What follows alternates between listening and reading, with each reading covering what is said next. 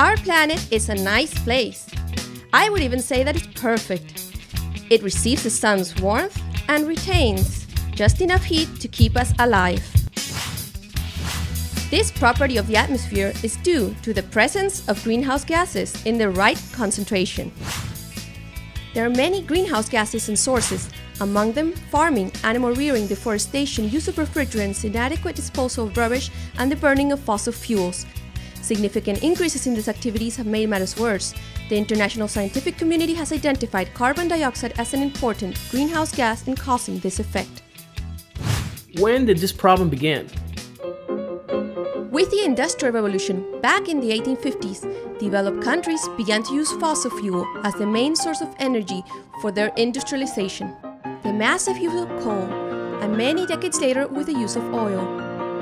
Greenhouse gases have accumulated in the atmosphere, resulting in an increase in the Earth's average temperature, and therefore changing our weather system, affecting animals, plants, and us. The international community has recognized the existence of this problem and decided to create the United Nations Framework Convention on Climate Change in 1992, which was signed by all 192 UN member countries. In 1997, the Kyoto Protocol was adopted in order to define goals and timetables to carry out the reduction of these greenhouse gases included in the convention.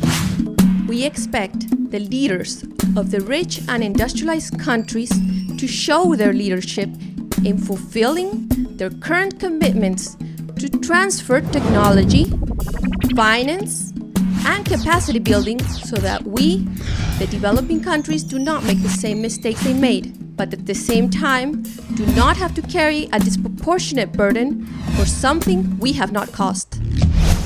Are some of us more responsible than others for this damage? Developed countries with 20% of the world's population have generated 75% of the accumulated greenhouse gases responsible for climate change, so we already know the answer to this question.